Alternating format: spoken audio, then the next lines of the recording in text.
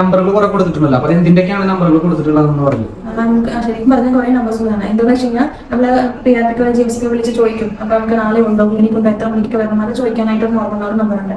പിന്നെ ഫോട്ടോസ് അയക്കാനായിട്ടുള്ള നമ്പറും അപ്പോയിന്റ്മെന്റ് എടുക്കാൻ വരണം. പിന്നെ പ്രൊസീജിയർ കഴിഞ്ഞതിന് ശേഷം നമുക്ക് പോസ്റ്റ് കെയർ ആയിട്ടുള്ള നമ്പറുണ്ട്. അങ്ങനെ കുറെ നമ്പേഴ്സ് വേക്കാൻ കാരണം വെച്ച് കഴിഞ്ഞാൽ ഇപ്പം ട്രാൻസ്പ്ലാന്റ് ചെയ്തവർക്ക് ഒരു ഡൗട്ട്സ് ഉണ്ടാവും. അത് എല്ലാത്തിനും ഒറ്റ നമ്പർ ആകുമ്പോൾ റിപ്പീറ്റഡ് ആയിട്ട് കുറച്ച് അവരുടെ ഡൗട്ട്സ് പെട്ടെന്ന് തീർക്കാനായിട്ട് പറ്റും, കുറേ ലേറ്റ് ആയിരിക്കും. അപ്പൊ അങ്ങനെ ഒരു ബുദ്ധിമുട്ട് വരാതിരിക്കാൻ വേണ്ടിയിട്ടാണ് പോസ്റ്റ് കെയറിന് ഒരു നമ്പറും അപ്പോയിന്റ്മെന്റ് എടുക്കാനുള്ള നമ്പർ, ക്രാഫ്റ്റ് പറയാൻ പറഞ്ഞാൽ പിന്നെ നമുക്ക് ബാക്കിയുള്ള എന്തെങ്കിലും ഡൗട്ട്സ് ഒക്കെ ചോദിക്കാനായിട്ടാണെങ്കിൽ ഒരു നമ്പർ, അങ്ങനെ സെപ്പറേറ്റ് വെക്കാൻ കാരണം അതാണ്. ഇത് എല്ലാ നമ്പറിലും മലയാളം സംസാരിക്കാനുള്ള ആൾക്കാരുണ്ട്. ധൈര്യമായിട്ട് വിളിക്കാം. അതെ, ഓക്കെ. അപ്പൊ ഞാനിപ്പോ ഈ വീഡിയോയുടെ താഴെ ഇപ്പൊ കാണിച്ചിട്ടുള്ള സംഭവം ഒന്നുകൂടി ക്ലിയർ നമ്പർ കൊടുക്കാം, നമുക്ക് ധൈര്യമായിട്ട് വിളിക്കാം.